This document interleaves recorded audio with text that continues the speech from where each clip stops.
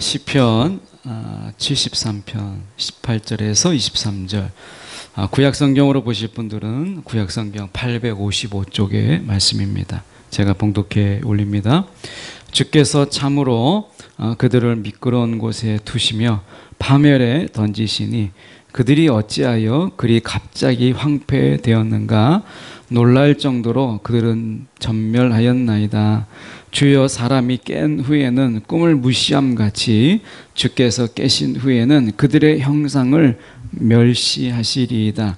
내 마음이 산란하며 내 양심이 찔렸나이다. 내가 이같이 우매 무지함으로 주 앞에 짐승이 오나 내가 항상 주와 함께하니 주께서 내 오른손을 붙드셨나이다. 아멘. 오늘 말씀 가지고 갑작스러운 반전에 드러난 무지, 갑작스러운 반전에 드러난 무지라는 제목으로 함께 말씀을 나누려고 합니다. 오늘 시편의 말씀을 계속해서 보는 가운데 시인이 내내 악인들을 부러워하고 그들의 형통을 부러워하고 그들의 장수와 그 자녀의 잘됨을 늘 부러워했던, 그래서 자기의 신앙이 하마터면 넘어질 뻔했던 이런 부분에서 앞에서 이야기했던 부분들이 저에게 있었고요. 그런데 갑자기 이 시인이 갑자기 성전에 들어갈 때에, 지난주에 성전에 들어갈 때에 그가 악인들의 결과가 어떠한지, 악인들의 삶이 어떠한지를 깨닫게 되었다, 이렇게 이야기합니다. 오늘 말씀은 그것에 이어서 저희가 구체적으로 저희가 말씀을 보려고 하는데, 한번 여러분 들어본지 모르겠는지 이 베벤하우스엔의 뿔이라는 이 유럽의 일종의 수도원 성벽에 있는 사슴뿔이 이것을 전시되어 있는데, 그 뿔을 우리가 베벤하우스엔의 뿔이다, 이렇게 이야기합니다. 이 뿔의 이야기를 잠깐 해보면, 독일 이 베벤하우스엔의 근처에 오래된 수도원 성벽에 있는데, 그 성벽에는 사슴뿔이 전시되어 있다고 그래요. 그래서 가까이 가보면 이 전시되어 있는 뿔은 두 쌍의 사슴뿔이에요. 한 쌍이 아니고 두 쌍의 사슴뿔인데 서로 얽혀 있어요. 그러니까 서로 경쟁하고 싸우고 막 하다가 뿔이 얽혀가지고 이 사슴 두 마리가 이 뿔을 풀지 못해서 결국에는 그냥 굶어 죽은 거예요. 얽혀가지고. 그래서 그 나머지는 다 썩어버리고 뿔만 남은 거예요. 그래서 이 뿔을 이제 전시해 놓는데, 수도원 벽에다가 그것을 우리가 베벤하우스엔의 뿔이라 이렇게 이야기합니다. 이 뿔이 시사하는 게 뭐냐면, 결국 경쟁과 다툼 이런 속에서 서로 간에 뭔가 화목과 서로를 위하는 삶이 아닐 때, 그 뿔이 얽혀서 풀지 못하고 스스로 그것을 풀지 못해서 결국에는 둘 다 굶어 죽은, 뼈만 남게 된, 아니 그 뿔만 남게 된 이런 모습이 인간들의 삶 속에서 무한 경쟁의 삶. 그래서 우리가 보면 더 악하면 악할수록 더 많이 사는 이 세상의 모순, 이런 게 있잖아요. 세상에서 착하게 살면 바보가 되고, 세상에서 뭔가 선하게 살면 미련하게 되는 이런 세상 속에서 우리는 어떻게 악을 추구하죠? 어떻게 하면 악할 수 있는가?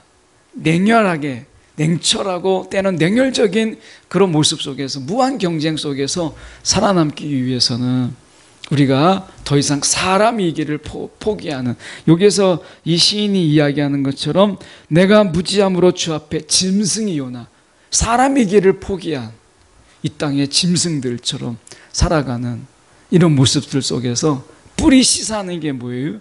서로 얽혀서 결국엔 둘 다 죽게 된, 서로 풀지 못해서 죽게 된 이런 모습들을 보게 되잖아요. 그렇게 사슴 무리 속에서 강했던 두 마리가 서로 경쟁하다가 나중에는 그 뿔이 얽혀서 결국엔 둘 다 죽게 되는 이런 모습들을 보이죠.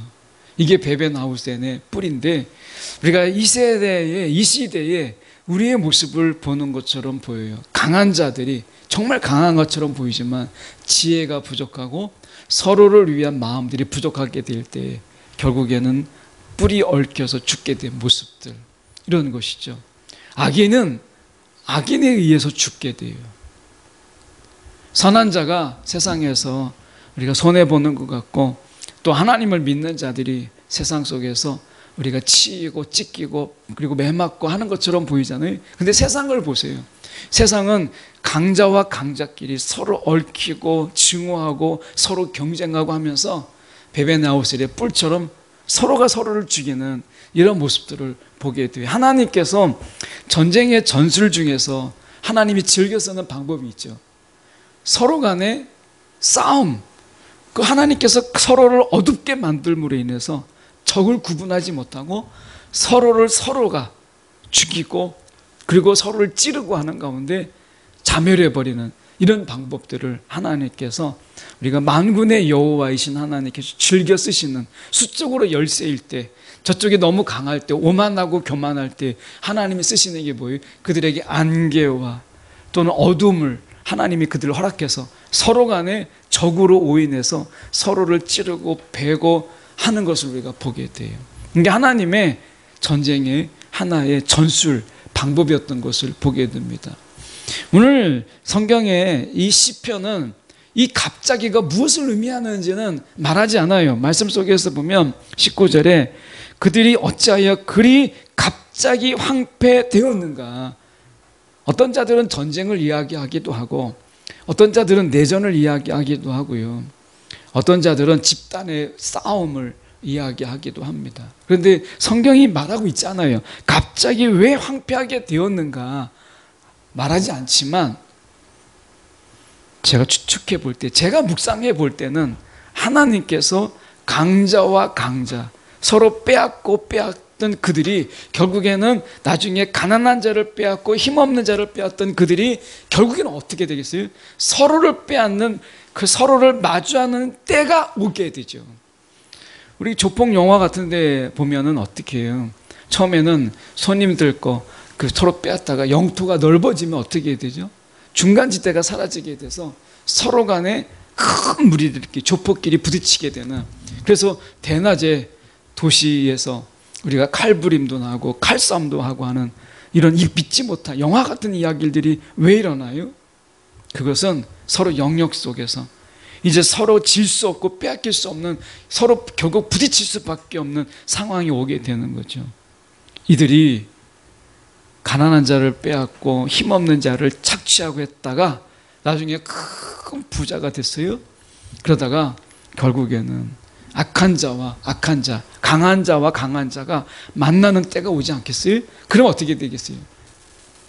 강한 자와 강한 자가 만나게 되면 결국 둘 다 황폐함밖에 남지 않아요.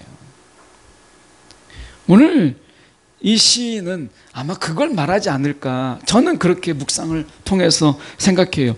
그들이 어찌하여 그리 갑자기 강자와 강자, 악한 자와 악한 자가 부딪히게 됐을 때 그들은 전멸하게 되었다, 살아남지 못하게 되었다 라고 하는, 이게 악인의 마지막 종말이에요. 그들이 뭔가 세상에서 얻은 것처럼 보이고, 그들이 세상에서 뭔가 많은 것을 우리가 얻은 것처럼 보이잖아요. 근데 그 정말 잠시예요.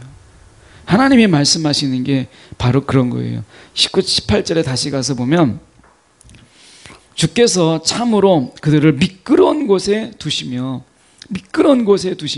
파멸에 던지시니. 미끄러운 곳에.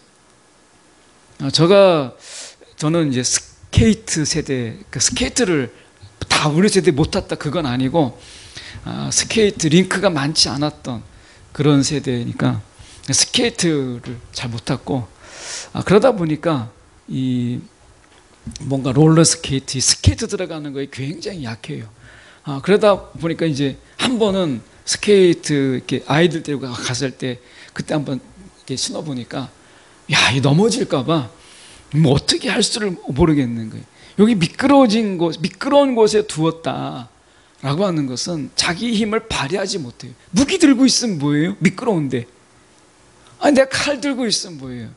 아무 소용이 없는 거예요. 하나님께서 그들을 미끄러운 곳에 두시며 파멸에 던지셨다라고 하는 것은 그들이 가지고 있는 힘, 무기, 이런 모든 것들이 다 소용이 없는 그런 곳에 하나님이 두셨다라고 하는 거예요. 세상에 돈이 있으면 다 될 것 같죠? 하나님께서 돈이 있어도 할 수 없는 곳에 하나님이 두시면 그 돈 다 소용이 없습니다. 소용이 없어요. 예. 무인도에 갖다 떨어뜨려 보세요. 돈이 무슨 소용이 있어요? 당장 물이 필요한 거죠. 그 소용이 없어요. 전쟁 나면 돈이 소용이 없는 게 아닙니다. 그래서 그들을 미끄러운 곳에 두시며 파멸에 하나님께서 딱 던지시면 그들이 자랑하던 모든 것들이 다 소용이 없어요.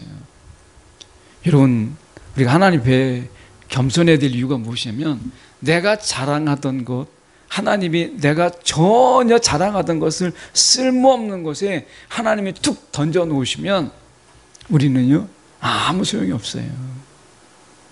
하나님이 우리가 잘하는 것 이거 자랑하다가 하나님이 그거 쓸 수 없는 곳에 던져 놓으시면 아무런 의미가 없는 거예요. 우리가 이런 이야기가 있습니다.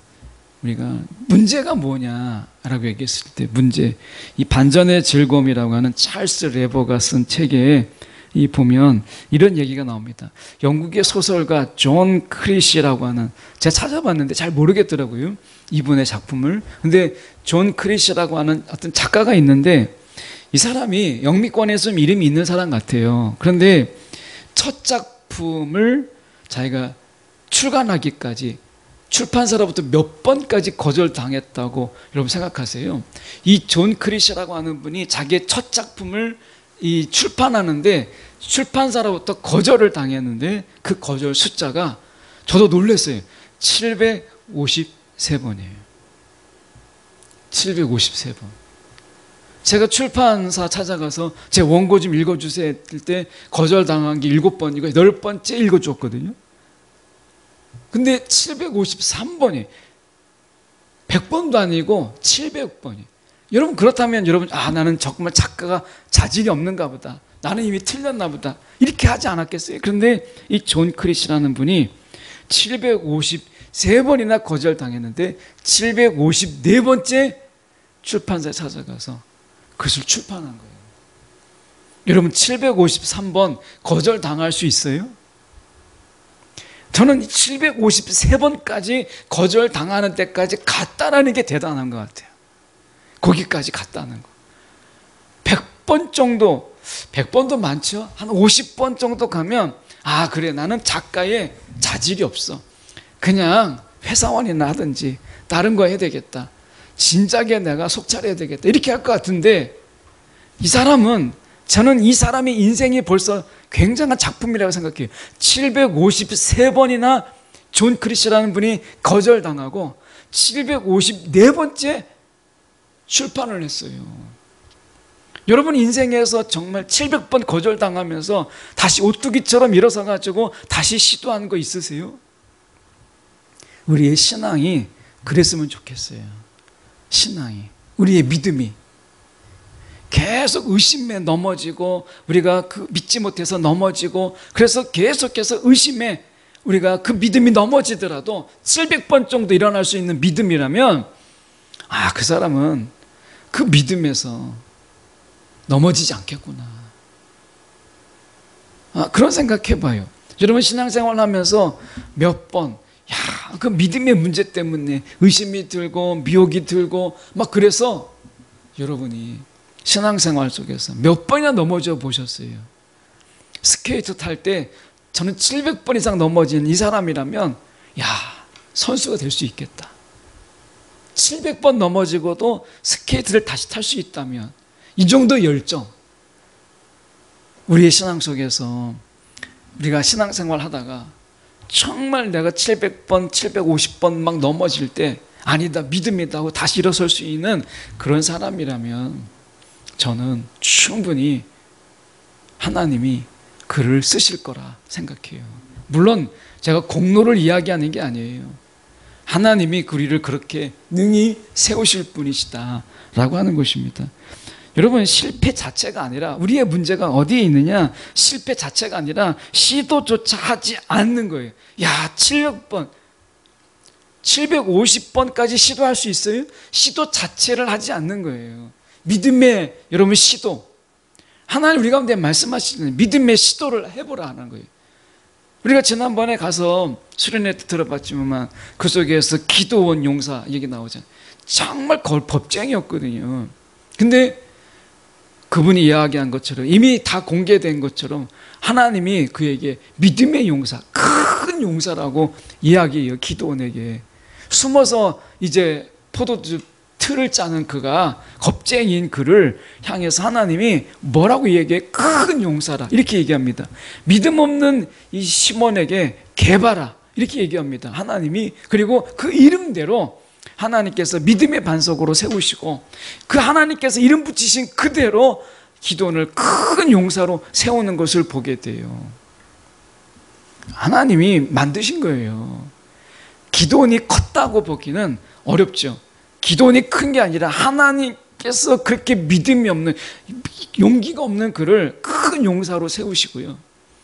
하나님이 베드로 같은 자를 하나님께서 3번이나 예수님을 부인하고 겁쟁이 베드로잖아요. 근데 그를 믿음의 반석에 하나님이 세우시잖아요. 개바라 이름에 맞게 세우시는 거예요. 오늘 우리가 하나님을 믿는다면 믿음의 시도를 하세요. 믿음의 시도. 하나님께서 얼마든지 뒤에서 잡아주세요. 제가 노원역 가는데 이제 세무서 이제 신우 예배, 직장 신우에 가기 위해서 노원역에 가는데 요새는 자전거가 너무 잘 돼 있더라고요. 아이가 타는데 이제 저 때만 해도 뒤에서 막 잡아가지고 허리 숙여서 잡아가지고 애가 넘어지지 않도록 이렇게 잡아주다가 어느 순간에 살짝 놓거든요. 자전거 가르쳐. 지금은 손잡이가 있더라고요. 그 뒷좌석에서 손잡이가 딱 있어서 뒤에서 허리 숙이지 않아도 돼요. 쭉 밀어주다가 살짝 놓으면 되겠더라고요. 훨씬 더 잘 나왔어요. 하나님이 자전거를 가리키는 거예요. 생각해 보세요. 믿음의 자전거를 타라. 하나님이 어느 순간에 놓지요. 근데 자전거를 배울 때 내가 시도를 계속하는 거예요. 넘어져도 하나님이 기뻐하시는 것은 저와 여러분에게 믿음의 시도를 하라. 700번, 800번, 1000번이라도. 여러분 믿음의 시도를 어떤 걸 하고 계세요? 우리의 신앙 속에서 내가 이 신앙에 오늘 제가 칼럼에 앞에 여러분 주보에다 실어놔서 나중에 한번 보십시오. 홈페이지나 아니면 밴드에 있어요. 제가 그거 지루함에 대해서 썼는데 그 지루함에 대해서 좀 잠깐 이야기해 보면 이런 거예요. 여러분 우리가 뭔가 인생이 지루하잖아요. 여러분 패기가 있고 열정이 있는 청년의 시기가 지루하다. 여러분 이거 죄입니다.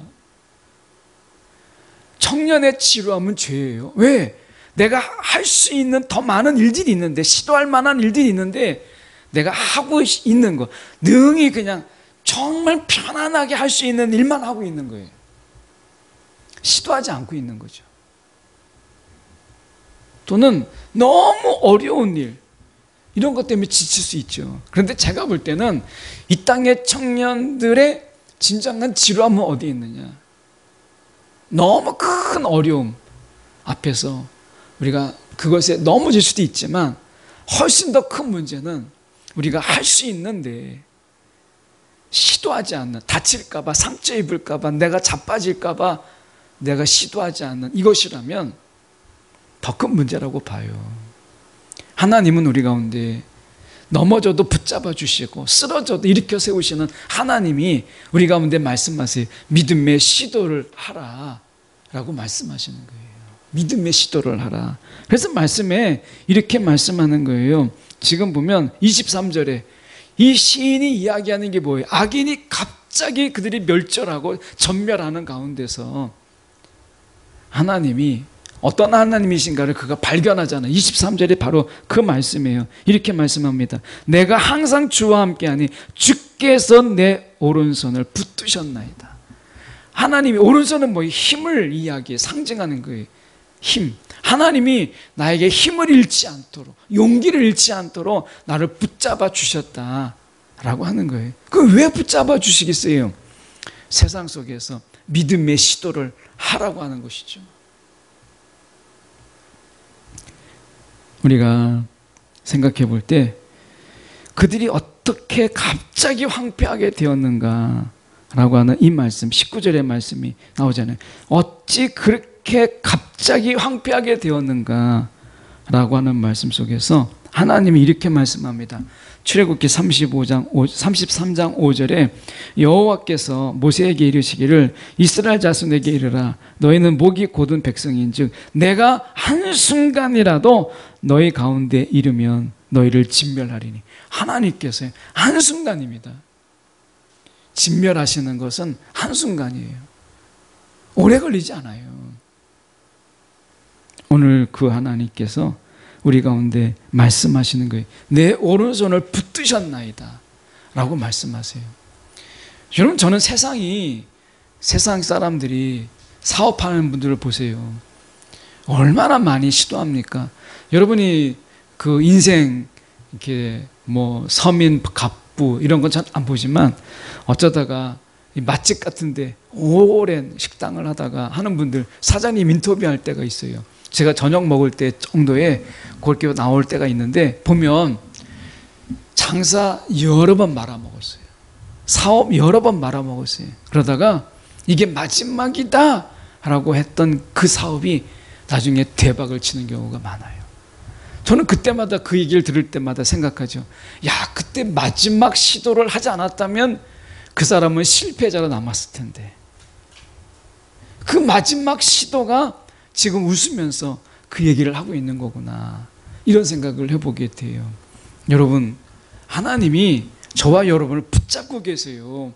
넘어질까 행여나 자빠질까 붙잡고 계세요. 오른손을 붙잡고 계세요. 그러면서 말씀하시는 믿음의 시도를 하라 말씀하잖아요. 세상에 여러분 보세요. 세상의 사람들도 믿음이 없어도 얼마나 시도를 많이 해요. 넘어지고 깨지고 자빠져도. 하물며 우리가 하나님의 오른손으로 우리를 붙잡아 주시는, 우리의 오른손을 붙잡아 주신 하나님이 우리와 함께 하시는데, 청년들이요, 내가 할 수 있는 일에 안주하지 말고 내가 믿음의 시도를 하라는 거예요. 믿음의 시도. 내가 처음 미답의 경지, 아직 내가 한 번도 도전해 보지 않았던 지역을 그것을 도전해 보고 내가 하나님의 이 붙잡아 주심을 통해서 시도해 보라는 거예요. 그냥 세상을 시기하고 세상에 대해서 내가 증오하고 세상에 잘 되는 형통을 배합하지 말고 믿음의 청년들은 시도하는 거예요. 내가 아무것도 안 하면서 악인들의 형통을 부러워하고 그들을 시기하고 그러지 말고 하나님이 내 손을 붙잡아 줄 때 믿음의 시도, 믿음의 도전을 통해서 여러분 그들을 시기하지 말고 우리가 그들 속에 하나님이 도우시는 자의 삶이 어떠한가를 보이시라는 거예요. 그게 세상을 구하는 일이에요.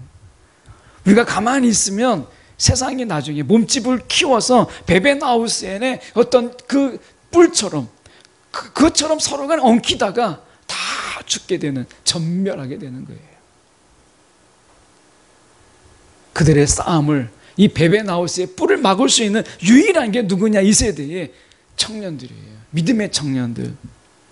그들이 새로운 방법, 서로 경쟁하고 찢기고 서로 물어뜯고 하는 게 아니라 얼마든지 하나님의 뜻 안에서 믿음의 시도를 통해서 하나님의 붙잡아 주심을 통해서 세상을 향해서, 열방을 향해서 더 큰 헌신과 그리고 더 큰 그런 형통의 흘러감이, 복의 흘러감을 보이는 자들이 된다면 이 세상에 베벤하우스의 뿔로 인해서 사방이 죽어가는 자들을 막을 수 있다는 거예요. 여러분, 하나님이 붙잡아 주고 계세요. 그러면 된 거 아니에요? 그러면 도전해 볼 수 있어요. 시도해 볼 수 있어요.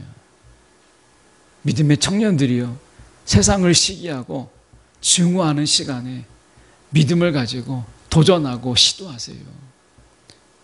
뒷걸음쳐서 난 아무것도 안 하면서 세상을 시기하지 말고 오늘 하나님이 나를 붙잡아 주심을 통해서 믿음의 도전을 여러분 아끼지 않는 청년들이 되기를 원해요. 그래서 오히려 세상이 여러분을 보고 청년들을 보고 시기하도록 만드는 것, 이게 우리가 세상에서 우리가 감당해야 될 일인 거예요. 우리가 세상에서 아무것도 안 한 채 그들의 형통을 바라보면서 배 아파하지 말고 세상이 우리로 하여금 배 아프게 만들라는 거예요. 세상이 우리를 시기하게 만들라는 거예요. 여러분, 오늘 하나님이 항상 주와 함께하니 주께서 내 오른손을 붙드셨나이다. 우리의 믿음이 째째한 믿음이 아니라 좀 더 하나님 앞에서 믿음의 당찬 패기가 있는 그런 청년의 믿음으로 저희가 살아가는 저와 여러분 되기 원해요. 제가 본 책 중에 이 권경자가 쓴 이 내 인생을 바꾸는 5분 생각이라는 거기에서 잠깐 한 구절 한 부분만 제가 나누고 마치려고 합니다. 이 마음이라고 하는 것은 곱비 풀린 망아지와 같다. 그래서 조금만 방심해도 천지 사방을 휘젓고 다니는 것이 마음이다. 그렇기 때문에 맹자는 구방심이라고 했는데 놓친 마음, 밖으로 나간 마음을 찾으라, 이렇게 이야기했다는 거예요. 그래서 우리가 멋대로 흐르는 마음을 찾아서 우리가 잡다한 것에 빠지지 않도록 마음을 모으라. 그래서 맹자는 구방심 이렇게 이야기했다는 거예요. 여러분, 청년들이 마음의 자유가 있잖아요. 정말 마음이 어디로 튈지 모르잖아요. 여러분, 그런 가운데서 여러분의 마음을, 놓친 마음, 밖으로 나간 마음을 여러분이 찾아서 멋대로 흐르는 마음을 우리가 하나님의 말씀으로 사로잡히는 여러분의 심령 될 수 있도록, 여러분의 마음을 하나님의 말씀에 사로잡히는 자의 심령으로 살아갈 수 있다면 하나님이 여러분을 통해서 얼마나 많은 일들을 하실 수 있겠어요. 오늘 여러분의 마음이 마치 곱비 풀린 망아지처럼 어디로 튈지도 모르고 내가 어디로 갈지를 알지 못하는 그런 것에 우리가 젖어 있지 말고 우리의 마음을 찾고 우리의 마음을 모아서 우리가 하나님 앞에 믿음의 시도를 할 수 있는, 오히려 정말 좋은 역동적인 이런 일에 우리의 마음이 모아질 수 있도록 마음을 모을 수 있는 청년의 신앙으로 우뚝 서기를 간절히 소망합니다.